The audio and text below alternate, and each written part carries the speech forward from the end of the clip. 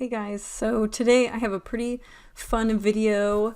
I do want to start out by saying that I am not a computer scientist in any shape or form, and I do not code for a living, but I do use code every now and then to do manual tasks that I find myself being repetitive.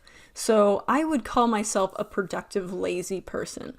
If I have to do something more than 3 times, I'm like, ugh, I don't want to do it. So let me stage the problem here that I had at work. Basically what happened is I have a ton of data sheets that a designer will give to me through Excel. So there'll be like 15, 20 data sheets. And what a data sheet is it just gives a lot of specs and information, voltages, current, stuff like that on panels or equipment. And of course I can't share that because it is confidential for the clients that I work for, but it's basically like an Excel spreadsheet and it's got lots of sheets, but I only need the first sheet.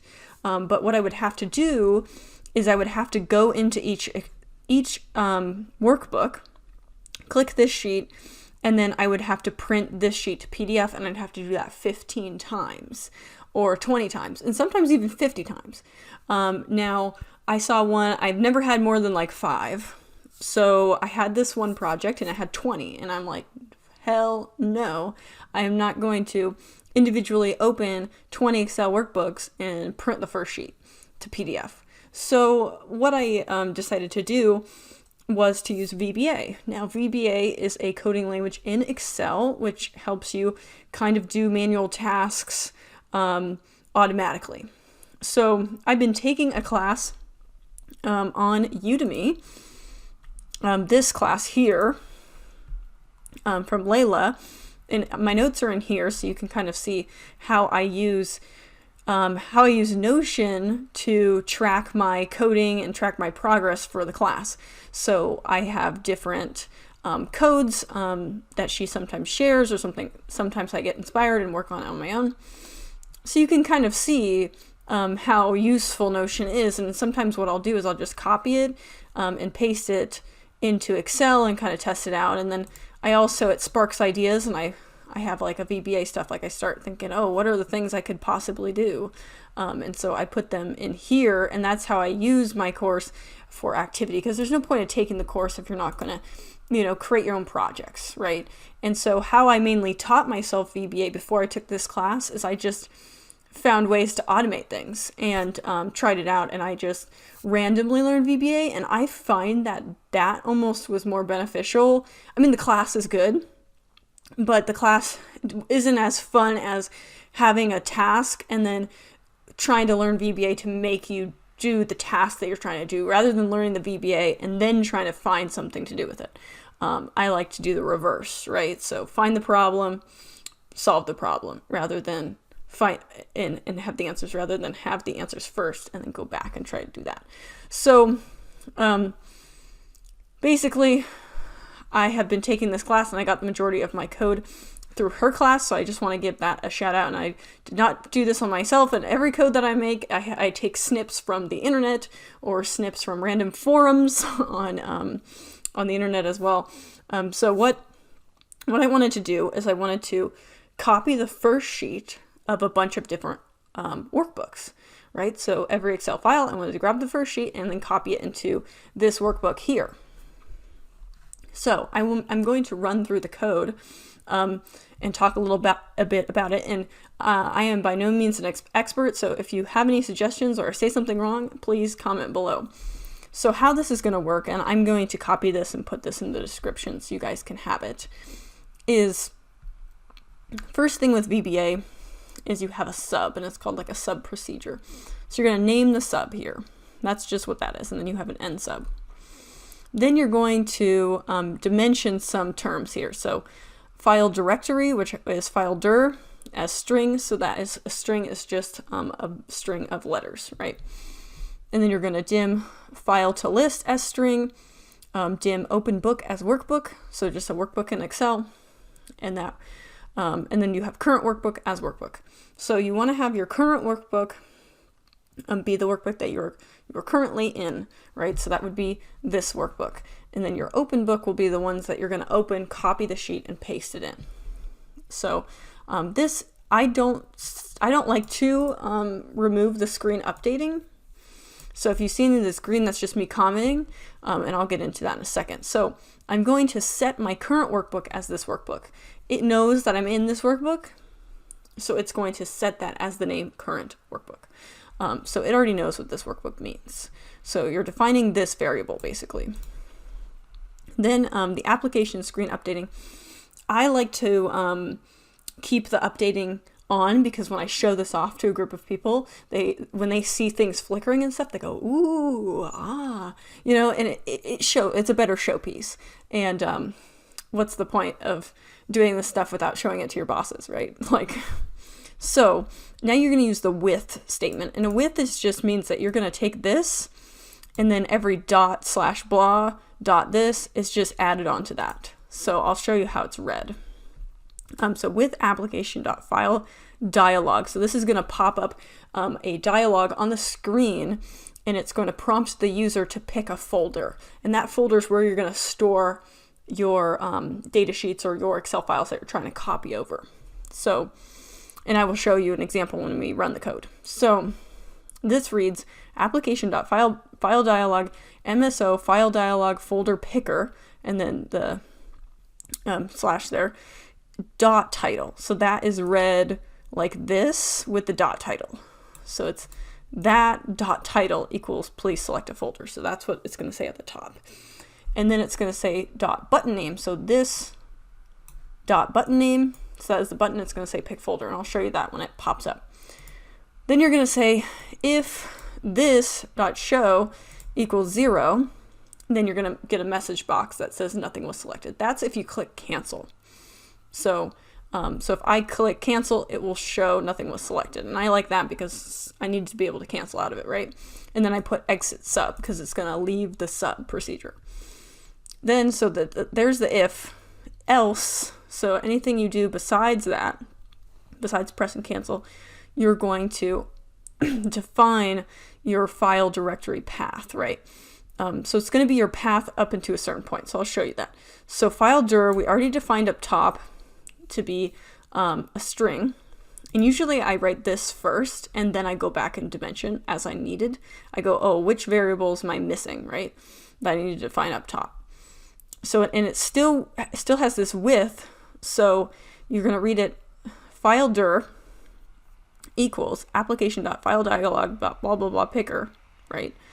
Dot selected items. So you're gonna select that folder, so it knows what folder you selected. 1, and then it's gonna add a backslash. So what that's doing is if you click in here, it's gonna grab this file path all the way up until, and let me get out of this one because I'm gonna go into this data sheets. It's gonna grab this file path, but you need a backslash here because you don't have a backslash. And so it needs a backslash, and then it's gonna find those names. So let me just close that. So you're gonna have dot selected items and then a backslash, right? And then end if. Okay, so it's basically taking your path name and adding a backslash, and that's what the and is for. That's concatenating it. So I'm assuming you know a little bit of VBA here, but I just want to explain it enough because you can get by with just copying and pasting this code, and you don't necessarily need to know all the ins and outs of it, right? So then you have your end with, so you're no longer, everything's not based off of this line anymore. That's what the with is for. Your with is over. Now you're going to get your first matching file name, and that's why I comment my code just to leave a little path for me in the future because I'm going to forget this. Now I'm defining a new variable, right? So I have to dimension that, which is dimension as string equals dir. So this dir command will go and grab this. So you have your directory, that's what dir is for, FileDir, which you defined here, so that's everything up until the backslash, and then you're going to add on this thing, which is called a wildcard, and I had no idea what that meant. Basically means that it's going to fill in the gaps until XLS, and then fill in the gaps after. So if you look here, it's going to select this guy. So it's got the backslash, and it's going to, this is your star, right? It can be anything up until this. It's going to be, this is your star, and then it's going to be dot, And because it's Microsoft Excel, it's going to be XLS, and then anything after. And that's just to include macro-enabled files. So your star in this case is datasheet 1, dot, and then XLS, and then M if it's macro-enabled. So that's going to get your file path. So FileToList is your complete path name. This is just a portion of your path, and that's just based on the folder that you selected, and it's going to add in this kind of wild card so that it knows every Excel file in there. Now, you're going to do a do until loop. So it's going to run through this loop until your directory is 0 or null or nothing, right? So you want it to stop when it has nothing to go through. It's looped through every file. So this DoEvents is just to allow the windows to catch up while Excel is working. So you can kind of ignore this one. Now you're going to set your open workbook, which is the workbook you're going to open. You're going to set that to Workbooks.Open, and then it's going to use the first part of the file path, which is this, all the way to the backslash, and then it's going to add in your little datasheet wildcard situation there. So it's kind of complicated, but you can kind of see, like here, it's going to add the file path, and then it's going to add, and then it's going to concatenate with FileToList, which has the full file path. So that is how you concatenate it with the ands. Now, it's going to open the book, Sheets 1, copy, and then it's going to copy it after the workbook that I've opened, which is this guy, after it counts the sheets. So it's going to count like how many sheets there are, and then it's going to copy and paste it after, right? And then you want to close that workbook that pops up on your screen. Close that one, and this one obviously is called ThisWorkbook, so it'll stay open. And then this is the one that I struggle with the most, is FileToList equals dir. She said in her video that it will find other matches, so it'll do this whole loop, and you want to have this loop at the end. It's going to do this whole loop, go back, find the next file, copy it, paste it, go back, and then find the next file. So it's going to do this loop, and you can see me kind of circle, because it's going to start out here, find the first match, loop through it, go back, find the first match, second match, go through it, and until it's 0 or null. Again, this was to do screen updating. You have to turn it back to true once you're done, and then exit sub. So obviously I don't know like the ins and outs of this code, but I have it to the point where I can manipulate it to do what I want, and that is the goal. Like, sure, I don't fully understand some of the parts of code, but that's okay because I'm still learning. And as long as I can manipulate it. So like, for instance, if you want it before, you would change this to before. And that's how somebody had it. And so I was like, oh, I bet if you change that to after, it would do it after. And so and I added this like this counting thing because I want it to be in order, because I want to print it in order. So without further ado, let's go ahead and click this button here, and I will show you how it works. So you click it, and so this is the part of the code where it pops up.